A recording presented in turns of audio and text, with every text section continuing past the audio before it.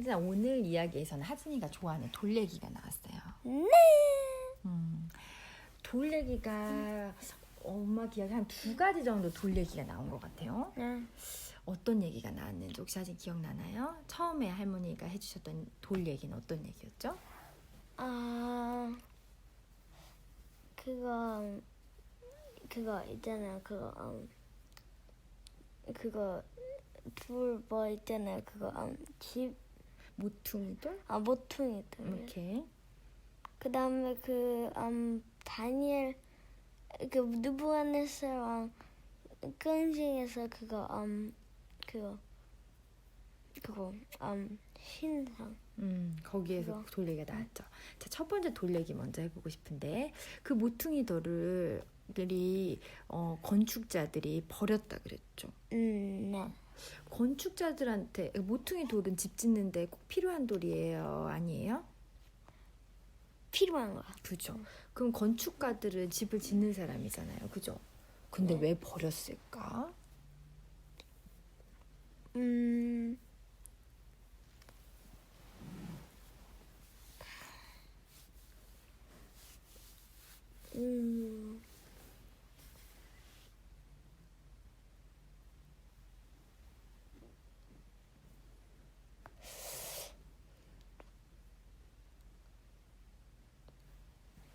하진이는 어떤 물건을 버리나요? 만약에 물건을 버린다 그랬을 때 하진이가 진짜 좋아하는 거 버리나요? 아니요. 내가 그렇게 중요하게 안 여기는 거. 그죠. 그 건축가들이 그 모퉁이 돌이라고 생각하고 버린 그 돌이 모퉁이 돌로서 중요한 돌이라고 생각을 했던 걸까요? 안 했던 걸까요? 안 한 거. 안 한 거죠. 자, 이 비유에서 혹시 하진이 이 돌은 누구를 의미하는지, 건축가는 누구를 의미하는지 아나요? 이제 건축가는 이스라엘 백성. 돌은 뭐야? 돌은 뭐죠? 이스라엘 백성들과 지도자들이 버린 돌. 누굴 버렸나요? 누굴 버리고 누구를 배척하고 누구를 십자가에다 못 박았나요? 예수님. 예수님. 그죠? 이 돌은 예수님을 얘기하는데요. 이 사람들이 아까 전에 버린 이유는 쓸모없다고 생각했기 때문이라 그랬죠? 이 사람들이 예수님에 대해서 그럼 제대로 안 거예요? 모른 거예요? 모른 거예요. 모른 거예요. 이 얘기 나온 돌은 이스라엘 백성들이 예수님을 제대로 몰랐다는 거예요. 예수님은 그런데 필요 없는 돌인가요? 아니면 예수님은 어떤 분이신가요? 필요한 분이에요. 그죠? 우리에게 너무너무 필요하신 분이죠. 그 어떤 분이신지가 2번째 돌 얘기에서 예수님에 대해서 나오는 것 같아요. 2번째 돌 얘기. 2번째 돌 얘기 느부갓네살 꿈 얘기라 그랬죠, 그렇죠? 그 금신상을 봤는데 그 돌이 어떻게 했죠? 돌이 날아와가지고 무너뜨렸죠. 여기서 이 돌도 누구일까요? 예수님. 예수님. 이 돌이요, 그 신상을 무너뜨리고요. 그리고 그 무너뜨린 그 돌이요, 굴러 커져 산을 이뤘대요. 이 비유에서 하나님 나라, 예수님으로부터 시작되는 하나님 나라가 어떤지 볼 수 있어요. 금신상은 어떤 걸 의미하는지 혹시 하지 않아요? 금신상, 그 큰 신상의 금, 머리는 금, 은, 동, 쇠, 진흙 이런 것들로 이루어졌던 그 신상은 뭘 의미하는지 혹시 아나요? 뭘요? 세상 나라를 의미해요. 그 예수님께서 세상 나라를 부수셨다는 말은 예수님은 어떤 분이시라는 거죠? 예수님은 심판하실 거라. 예수님께서 심판하시는 분이시라는 거죠, 그렇죠? 세상의 나라는 예수님 심판 때 다 사라질 수 있지만은 하나님의 그 나라, 산을 이뤘다 그랬죠. 그 돌이 예수님으로부터 시작된 그 나라는 산처럼 커지고 영원한 그런 나라를 세워진다는 거죠. 그런데 왜 그게 아니지 그게 쇠, 동뭐 이런 거 그 진흙이 왜 있는 거야? 좋은 질문이에요. 이제 그 이제 느부갓네살을 그 당시에 하나님께서 그 능력을 주셔가지고 많은 나라들을 다스리고 아주 힘이 센 나라였거든요. 근데 하나님께서 그 느부갓네살한테 하나님이 어떤 분이신지 보여주기 위해서 그 꿈을 알려주신 거예요. 그 느부갓네살 나라랑 하나님의 나라가 하나님이 어떤 분인지 알려준 적 그랬거든요.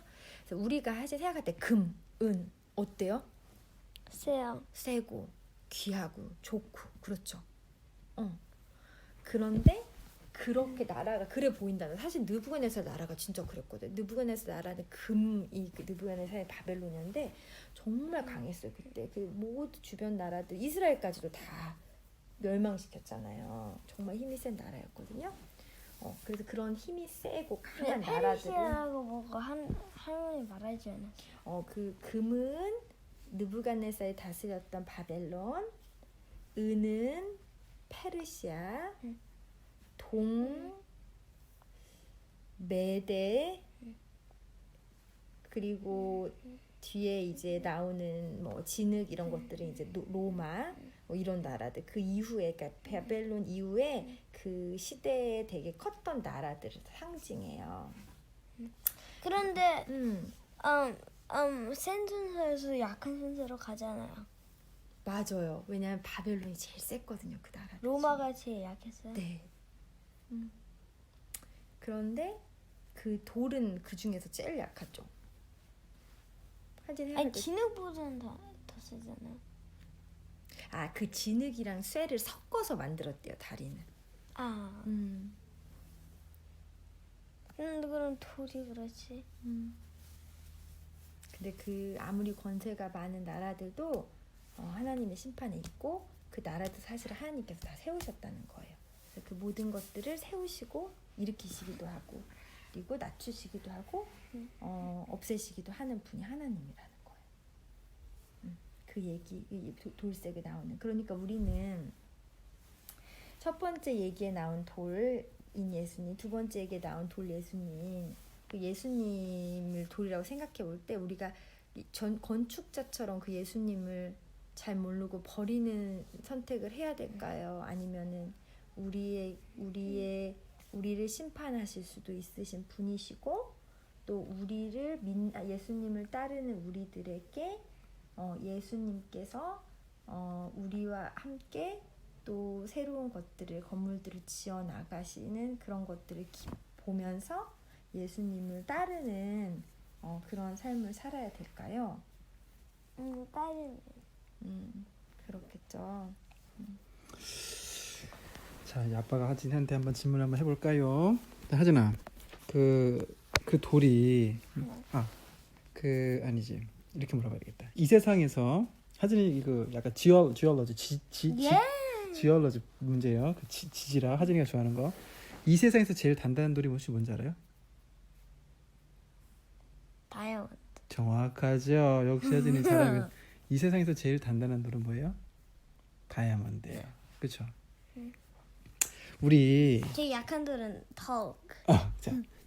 근데 이 다이아몬드 있잖아. 단단하잖아요. 그죠? 제일 세죠. 아무도 그 다이아몬드 깰 수 없죠. 근데 그 다이아몬드 어때요?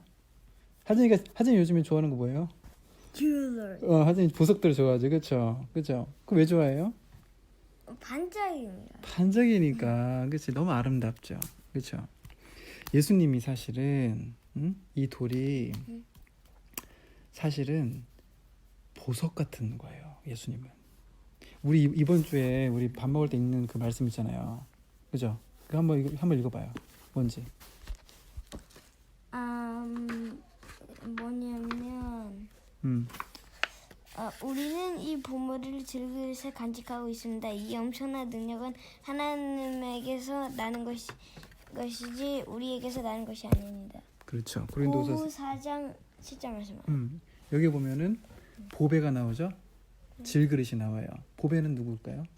여기에서 나온 보배는? 보배가 아니라 보물 아니야? 그렇죠. 보배는 보물의 또 다른 말이에요. 오케이. 보물 누굴까요? 예수님. 그렇죠. 다이아몬드. 질그릇은 뭐냐면 그 잘한다. 진흙으로 만든 그릇이라는 뜻이에요. 그죠? 그 보배를 질그릇에 담았다라는 거예요. 질그릇은 여기서 누구를 말하는지 알아요?